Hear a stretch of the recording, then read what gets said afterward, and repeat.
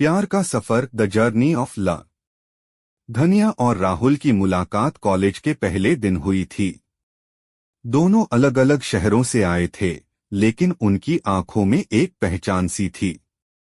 धनिया भोपाल की रहने वाली थी, जबकि राहुल मुंबई से था। कॉलेज का पहला दिन हमेशा खास होता है, और उस दिन पूरा कैंपस नवयुवकों से खचाखच भरा था। धनिया और राहुल की क्लास भी साथ में थी। जब वे पहली बार मिले, राहुल की हंसी और धनिया की मासूमियत ने दोनों को एक दूसरे की ओर खींच लिया। पहले कुछ हफ्ते केवल पढ़ाई, पेशेवर बातें और सामान्य दोस्तों की तरह गुजरे, लेकिन धीरे धीरे उनके बीच की दीवारें गिरने लगीं। कॉलेज के प्रोजेक्ट्स में काम करते हुए वे दोनों अक्सर लाइब्रेरी में एक दूसरे से मिलते। कैफेटेरिया में चाय की चुस्कियां लेते हुए उन्होंने विभिन्न विषयों पर लंबी बातचीत की, जिससे उनके दिल की धड़कनें तेज हो जाती थीं। राहुल की मुस्कान में धनिया के दिल की धड़कनें बढ़ जाती थीं, और धनिया की हंसी राहुल के दिल के करीब जाती जा रही थी। धीरे धीरे उनके बीच का यह दोस्ताना कुछ और बनता जा रहा था। एक दिन राहुल ने धनिया को कॉलेज के पास एक पुराने किले में जाने का प्रस्ताव दिया। किला शहर से दूर एक पहाड़ी पर बसा था, जहां से पूरे शहर का नजारा अद्भुत दिखता था। राहुल ने धनिया से कहा, आओ हम दोनों वहां जाएंगे, शायद हमें कुछ समय के लिए खुद को जानने का मौका मिलेगा। धनिया ने मुस्कुराते हुए हामी भर दी। अगले दिन वे दोनों किले की ओर निकल पड़े। वहां की ठंडी हवा और खूबसूरत नज़ारे उन्हें और करीब ले आए। किले की पुरानी दीवारों पर बैठे हुए राहुल ने धनिया से कहा, धनिया, मैंने तुम्हारे साथ जो वक्त बिताया है वो मेरे जीवन का सबसे खूबसूरत वक्त रहा है।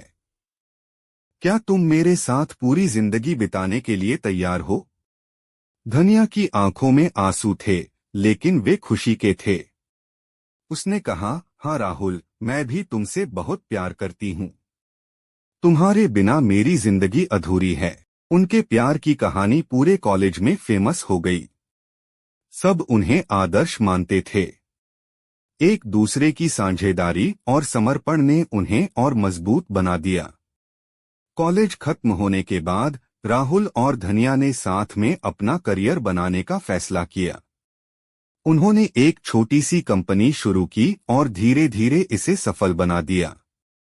राहुल के पिता मुंबई में एक बड़े बिजनेसमैन थे, जबकि धनिया का परिवार एक छोटे से कस्बे में रहता था।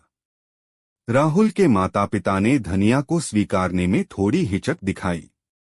उन्होंने माना कि उनकी पारिवारिक स्थिति और धनिया की पारिवारिक स्थिति में बहुत बड़ा अंतर था, पर राहुल अपने माता पिता को समझाने में कामयाब रहा कि प्यार किसी स्थिति या स्थायित्व को नहीं देखता।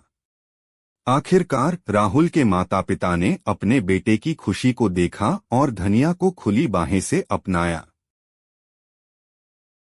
शादी का दिन तो सजीधजी महाकाव्य की तरह था। सुंदर सजी हुई मंडप, दोस्तों और परिवार का समागम और हंसी मजाक से भरी हुई रात। सबकी आंखों में खुशी थी, लेकिन सबसे ज्यादा खुशी राहुल और धनिया की आंखों में थी। उनकी शादी का दिन पूरे शहर में चर्चा का विषय बन गया। राहुल और धनिया का प्यार सच्चा और अनंत था, और उनकी कहानी ने ये साबित कर दिया कि प्यार में कोई बाधा नहीं होती। शादी के बाद दोनों ने अपने अपने करियर को नए आयाम दिए।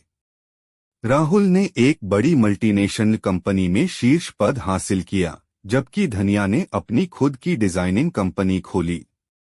वे दोनों अपने जीवन में जितने भी उतार चढ़ाव आए, उन सभी से मिलकर सामना किया, और हर दिन उनका प्यार और गहरा होता गया। बिजनेस और पारिवारिक जिम्मेदारियों के बीच भी उन्होंने कभी अपने प्यार को कम नहीं होने दिया। राहुल जब ऑफिस से थके हुए घर आते थे, तो धनिया उनके लिए हमेशा ताजगी भरी चाय लेकर हाजिर रहती। और धनिया की कंपनी में जब कभी भी कोई नई डिजाइन बनती, वह सबसे पहला प्रोडक्ट राहुल को ही भेंट करती।